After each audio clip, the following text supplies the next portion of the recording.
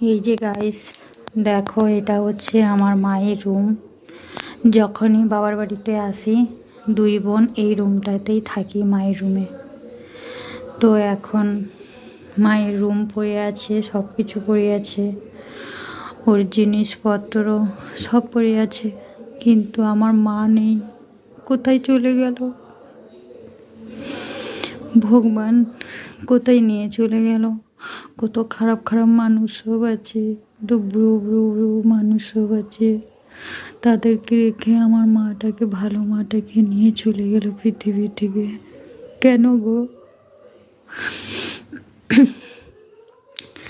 এখন আমি এখানে শুভ। তো আজকে আমার মামামটাও নেই, মামাম চলে গেছে ওর বাবার কাছে। আমি আর সেখানে শুবে আমার বাবা। তো আমি তো একা শুতে পারবো না, তাই জন্য বাবা আমার কাছে শুবে। আর দেখো মশারি টাঙালাম না।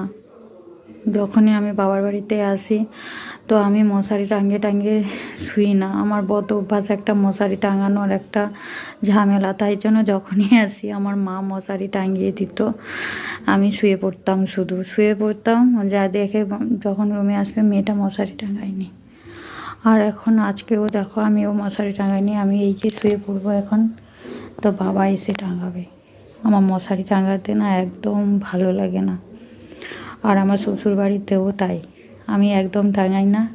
সব কাজ করব, মশারি টাঙাবো না, এটা আমার হচ্ছে বড় কাজ।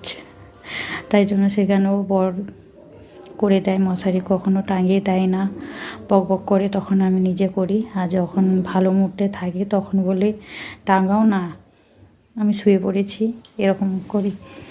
সেই সেই কথাটা মনে পড়ে যাচ্ছে, মায়ের কথা, মায়ের রুম,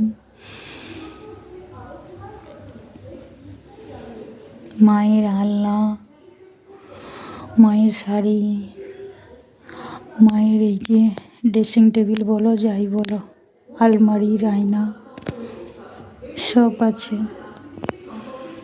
কিন্তু মা নেই।